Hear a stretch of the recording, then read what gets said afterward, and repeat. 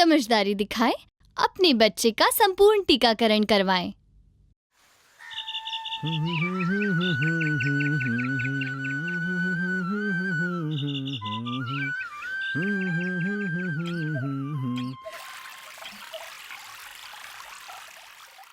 खुशबू जल्दी कर, शाम को मेला देखने चलना है, याद है ना? मेला वेला छोड़ो, पहले बिट्टी को तुरंत डॉक्टर के यहाँ लेकर चलो। क्यों, क्या हुआ? बुखार आ गया है, आज सुबह टीका लगवाया था। मैंने मना किया था ना, मुझसे बिना पूछे लगवा दिया है। अब कहाँ जा रही हो? डॉक्टर के पास। हाँ, ये तो आशा बहन जी हैं। मत किया करो, लेकिन तुम्हें तो अपने मन की ही करनी रहती है। आशा बहन, बिट्टी को टीका लगवाया था, उसके बाद से बुखार है, हम उसे लेकर डॉक्टर के पास जा रहे हैं। परेशान मत हो खुशबू, टीके के बाद बुखार आना आम बात है। एएनएम बहन जी ने जो बुखार की दवा दी थी उसे दे देना था। अरे, मैंने उनकी इस बात पर तो ध्यान ही नहीं दिया। कोई बात नहीं खुशबू, हेल्थ सेंटर में तुम्हें डॉक्टर दीदी फिर से सब समझा देंगी।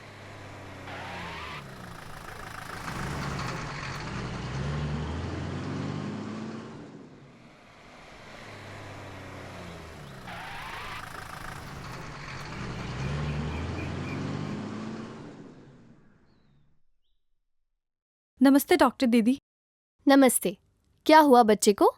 आज सुबह बिट्टी को टीका लगवाया था, उसके बाद से बुखार है। मैंने इसे मना किया था, इसने मुझसे बिना पूछे लगवा दिया। हाँ, पर ये इसने सही किया। हाँ?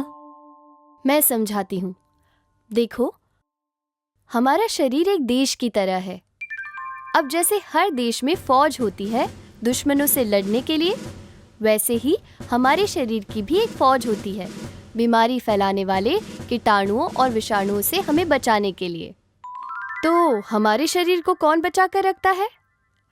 जैसे देश में फौज दुश्मनों से हमें बचाती है, वैसे ही हमारे खून में भी काफी सारे बहुत छोटे छोटे कण होते हैं जिन्हें सेल कहते हैं।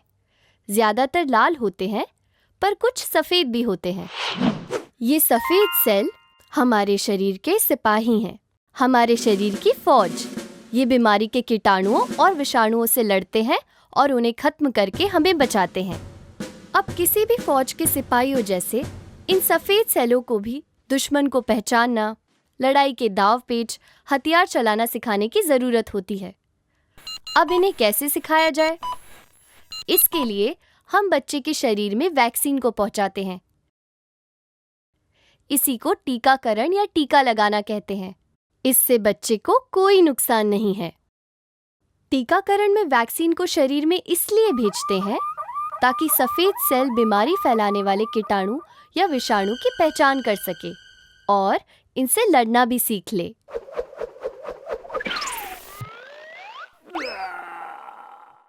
अब जब कभी बच्चे को इन बीमारियों का संक्रमण होता है, तब हमारे सफेद सेल इन कीटाणु या विषाणु को फौरन पहचान जाते हैं और इन्हें खत्म कर देते हैं। अब जैसे फौज की ट्रेनिंग में भाग दौड़ मेहनत होती है, वैसे ही जब सफेद सेलों की ट्रेनिंग होती है तो बदन गर्म हो सकता है। बिट्टी का बुखार भी सिर्फ यही है। इसका मतलब सिर्फ ये है कि उसके शरीर के सफेद सेल बीमारी के दुश्मनों से जम के लड़ना सीख रहे हैं, ट्रेनिंग ले रहे हैं। यदि बच्चे को बुखार आता है तो एएनएम द्वारा बताए डोज के अनुसार बुखार की गोली पीसकर माँ के दूध के साथ देना चाहिए। इससे सफेद सेल की ट्रेनिंग भी हो जाएगी और बुखार भी ठीक हो जाएगा। और अगर सूजन हो तो थोड़ी बर्फ या ठंडे कपड़े से सिकाई कर देना चाहिए। अब मेरी बिट्टी को कोई बीमारी नहीं होगी ना? हम बच्चों को उन जानलेवा बीमारियों के टीके लगाते हैं जिनसे उन्हें इस उम्र में सबसे ज्यादा खतरा होता है, जैसे टीबी, पोलियो, गलघोटू, काली खांसी, टिटनस, खसरा और हेपेटाइटिस बी।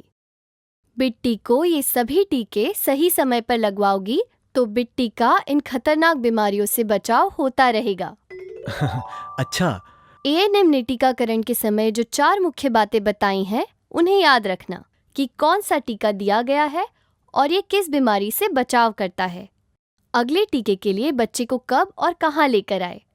टीकाकरण के बाद कौन से मामूली प्रतिकूल प्रभाव जैसे सूजन, बुखार, चिड़चिड़ाहट और गांठ हो सकते हैं और उनसे कैसे निपटा जाए, एवं टीकाकरण कार्ड को सुरक्षित रखें और अगले टीकाकरण के समय साथ लाए। समझ गया। अब से हम बिट्टी के सभी टीके सही समय पर लगवाएंगे। हाँ, याद रखिए, बच्चे को टीका लगवाने के बाद प्रतिकूल प्रभाव होने के बावजूद अगला टीका समय पर जरूर लगवाएं।